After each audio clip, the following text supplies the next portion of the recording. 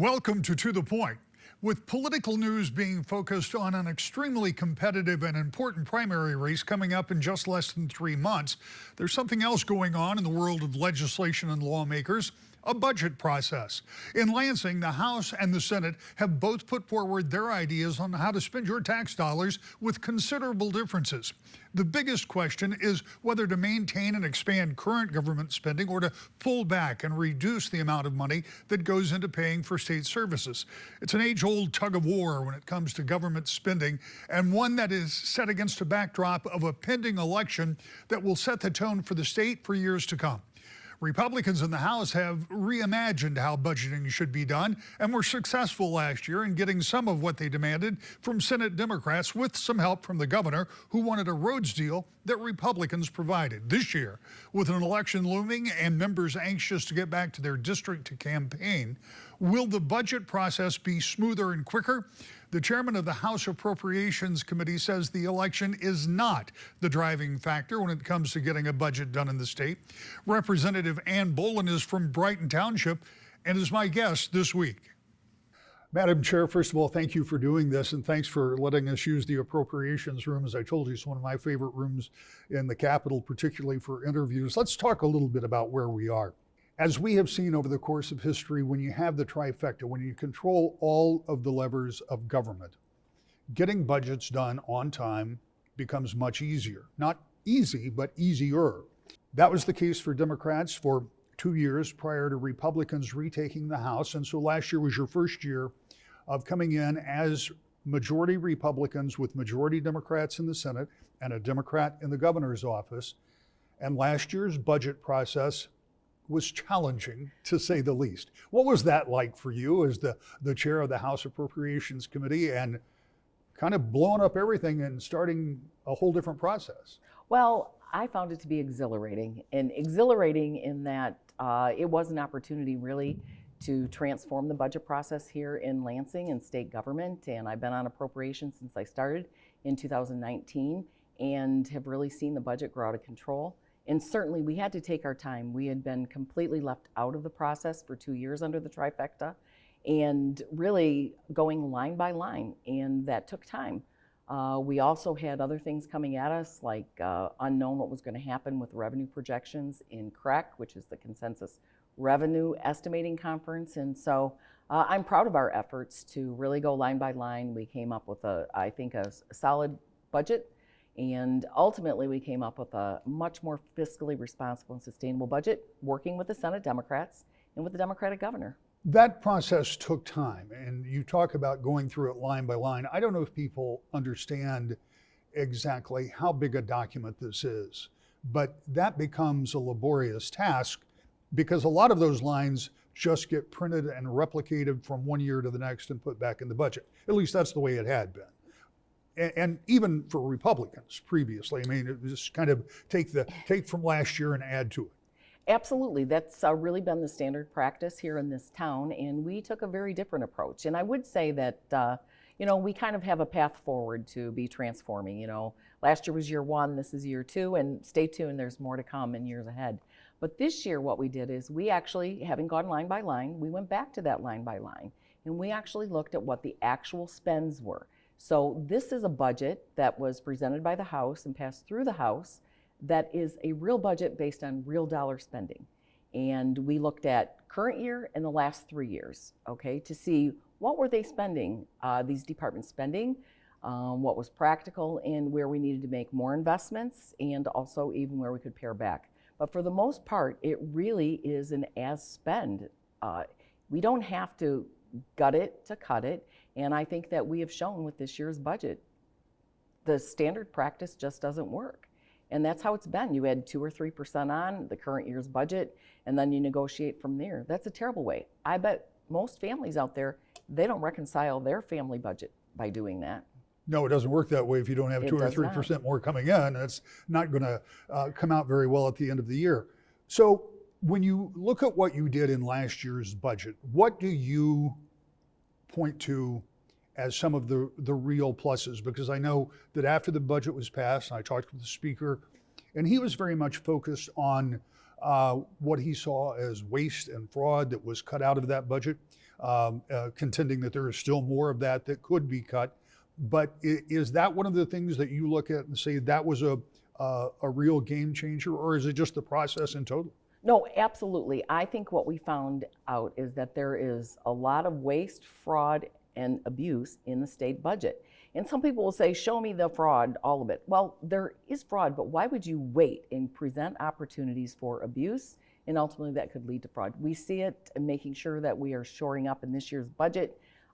Bridge card failures. Just this week in the news, we had Medicaid fraud, that people were putting in expenses for travel to medical appointments that wasn't happening at all.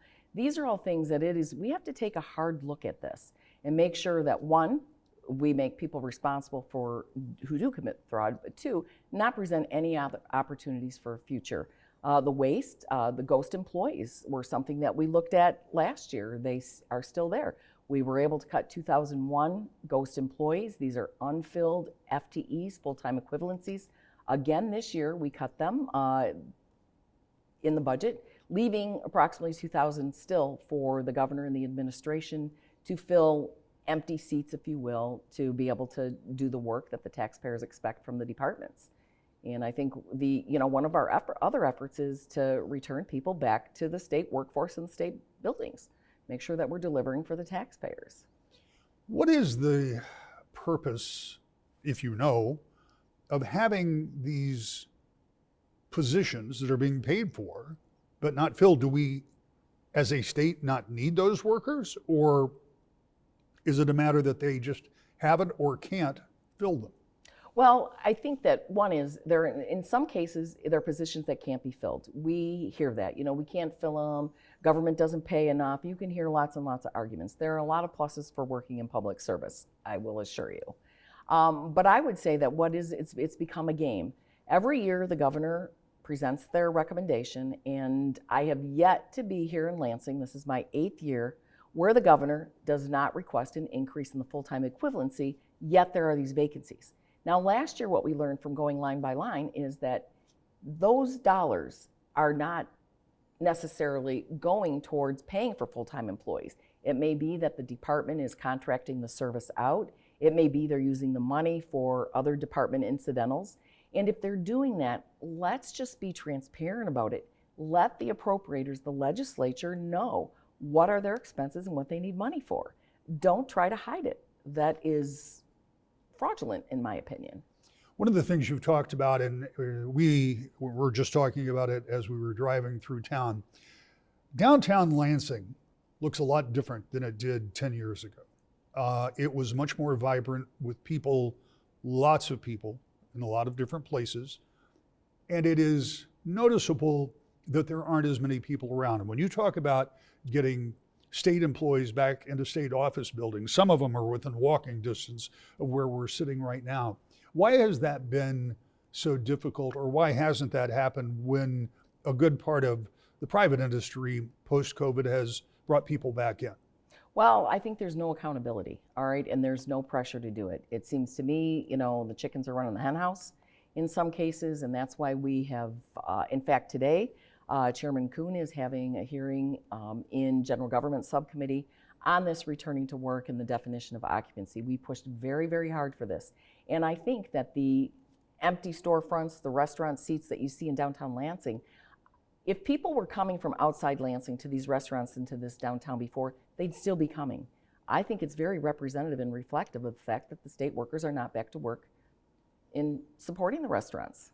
What is the pressure that the legislature can put on agencies to bring people back? Is that something you can do, or does that need to come from the Romney building? Well, I think it has to be a joint effort, quite honestly. So one is, I think we are doing what we can as appropriators, right? And making sure that we're making wise investments. We certainly want to have enough employees to deliver service, all right? But I think that the number is bloated.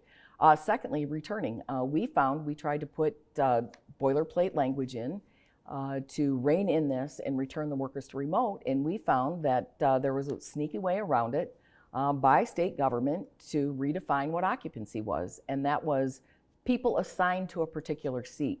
What we want is people actually sitting in the seat, not a seat that is assigned to them. One of the big things that came out of last year's budget negotiation, and it was I think it's fair to say it was hard fought, but it's the first time in decades that we've seen a reinvestment in local roads.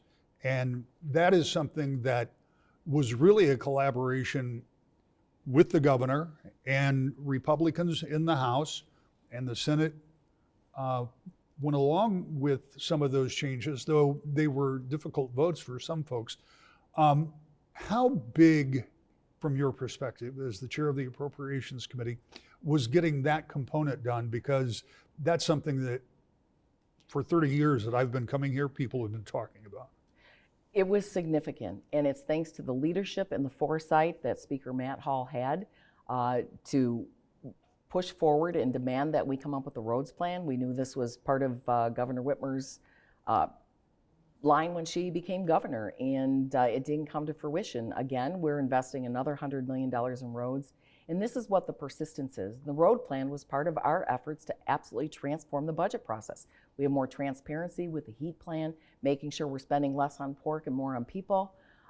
These are all things that the taxpayers expect of us.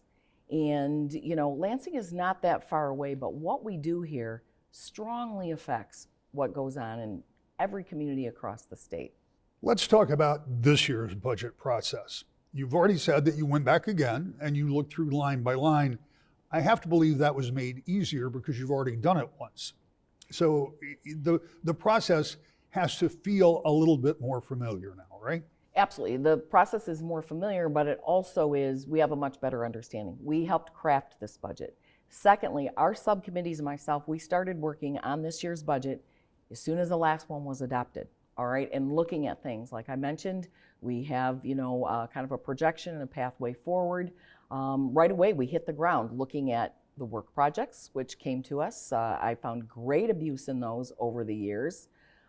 Certainly, we have $14 billion sitting in work projects. It's greater than this general fund budget, our discretionary spending.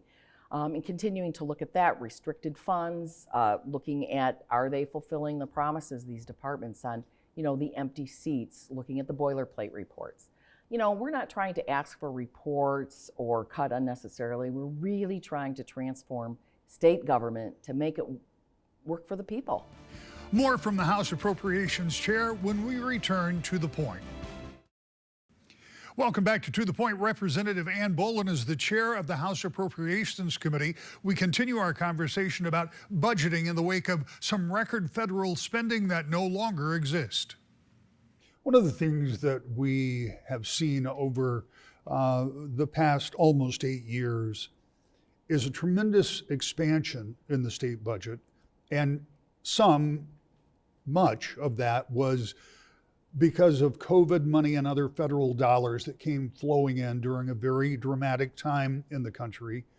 But we knew at that time that those were one-time funds.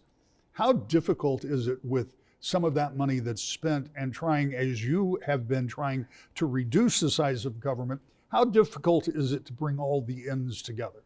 Well, it can be very difficult, it can be challenging, but I think that one thing we have to remember is that we are working on behalf of the people. So I often say to the caucus, you know, NIMBY, not in my backyard. We can't change our opinions because now it's in my backyard and it needs to be saved. You know, what we've seen is government grow, government programs, things that state government shouldn't even be involved in. And we've created this dependency on state government, on the federal government, and we just cannot do that. So these can be tough decisions, but I would say they're easy decisions when you're putting the people first and what our tax dollars should go for, investments in education, making sure our kids are educated, they can read and write, making sure we have the small business supports. When the economy is strong, everybody does better. Helping our families, worried about everyday kitchen table issues, right? Making it more affordable. That's why we have strong property tax reform coming forward.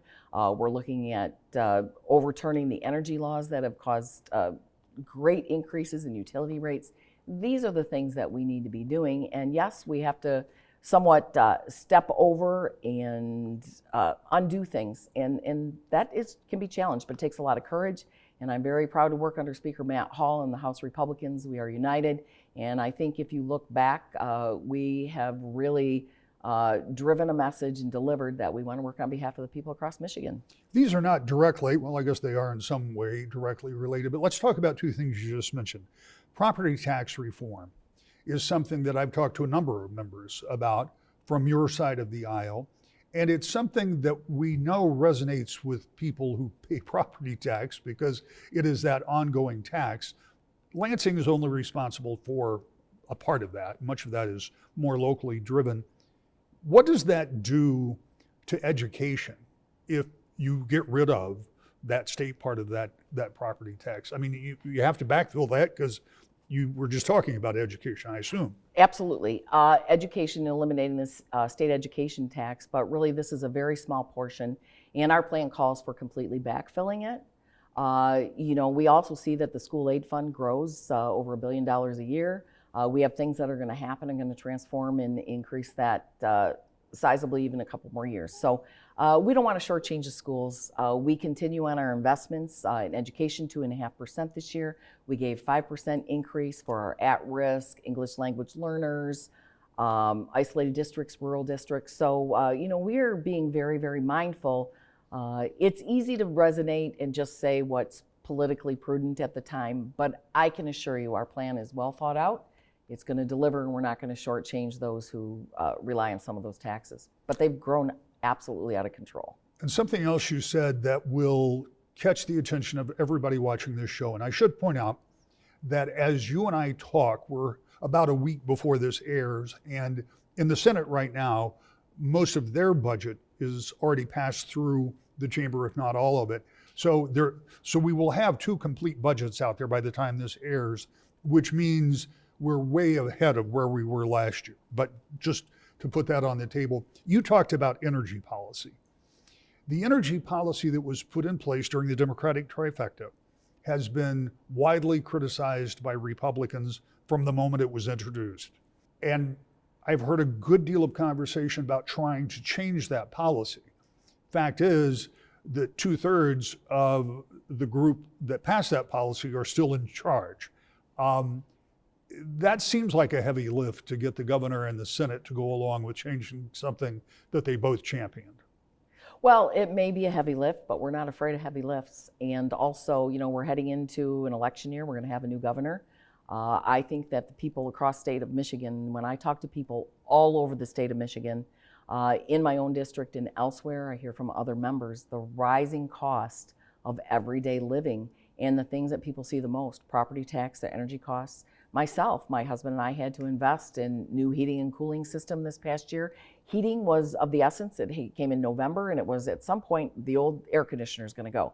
And I thought, we have this very slick, very efficient system in our home, and we didn't see a decrease in our bills. And when I looked over like the past years and reflecting on it, and it literally said on my bill, increase is because of changes in energy laws that have changed. So I think that's representative. So I think that while we may not get it across the finish line, I think that initiating the conversation is what we hear from people.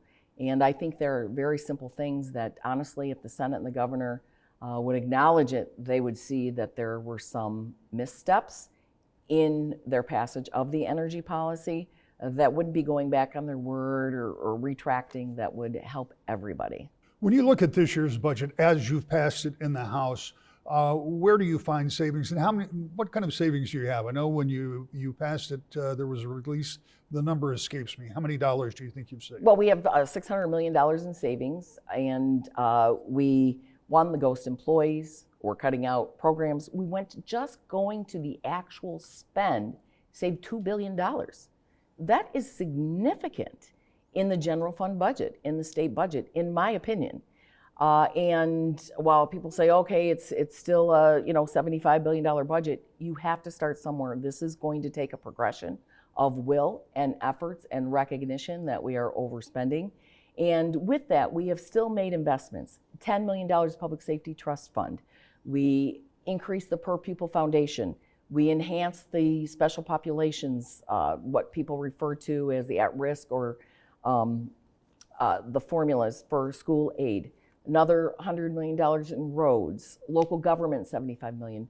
We are investing in what matters most, as well as heading into this budget year, we anticipated that we were going to have to find $800 million in savings. We did that. We also had to make the adjustments to the caseloads in the actual cost in the Medicaid.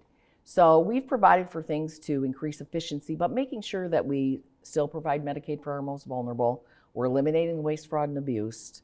We're reining in state government, and we're still providing locals monies where the government's closest to the people can be more responsive to the needs in that area. I don't know if you've had a chance to take a look at what the Senate has been working on, but I make the assumption that there's quite a bit of space between what they have prioritized perhaps and what the House has prioritized. What is your feel for where you go from here? If both houses, both chambers have passed out their plans, so then what's next? Do we see conferences, or is this going to be a matter of individual conversations? How does it proceed? Well, we'll initiate conversations. They've already been initiated, and we, it's kind of the next step on the path. And so we'll look at what the differences are, but I think there are some things that are absolute no starters. This is not a rainy day. We don't need to raid the rainy day fund. That's an absolute no for us. We're not going to do that. We want some sort of property tax relief. We do believe our plan is revenue neutral. We want to make sure our local governments can survive. We need to make sure that we cut the waste, fraud, and abuse, cut the opportunities for fraud in the Medicaid. We have to reduce that SNAP error Medicaid rate. And we need to work cooperatively to do that. I think we can continue to make these investments where they matter most, but we have to come to the table and be willing to make some sacrifices in state government. You said you enjoy budgets, appropriations, and elections. Yes. Before we started to roll. And it dawns on me, and I've asked virtually everybody I've talked to about this budget, this question. The fact that there are 110 members, many up for re-election, some will be leaving, but some are up for re-election, some are running for other offices, 38 on the other end, many of them are leaving, but everybody wants to get home to campaign. Will that help getting a budget done by July 1st, given that everybody wants to be home for the 4th of July and start their campaigns? Well, I hear that from a lot of sources, but I will tell you, I have a job. So I'm the state legislator first and a candidate second. And yes, that's important. But if I'm not here doing my job to make sure that we're delivering for the taxpayers, why would, the election won't matter. So I think that we have to really stay tried and true to the process. It is an incredible honor and privilege to serve as his state representative. I take that seriously. I do believe that 109 of my colleagues also do that. There must be a will in order there be a way, and we are absolutely committed to finding the way with our will to do better for the taxpayers. If you had to guess right now, at the pretty early stages, because both chambers are just now getting their budgets out there, are you optimistic that you'll meet that July 1st deadline, the statutory deadline? I am always optimistic, but I'm not driven by the clamor or the deadline. We have CREC to come up here in the middle of May, so I don't think any real discussions will start till after that. We have other deadlines that are looming. June 1st, we have got to get the Selfridge supplemental that we sent over to the Senate weeks ago. The governor has been out and has recently written how important that is. So I think while the state budget is extremely important, I'd like to work towards a July 1st deadline. We have other things that we have to also accomplish before that. Back with a final thought, to the point. More on the state budget and the latest election news next week. To the Point.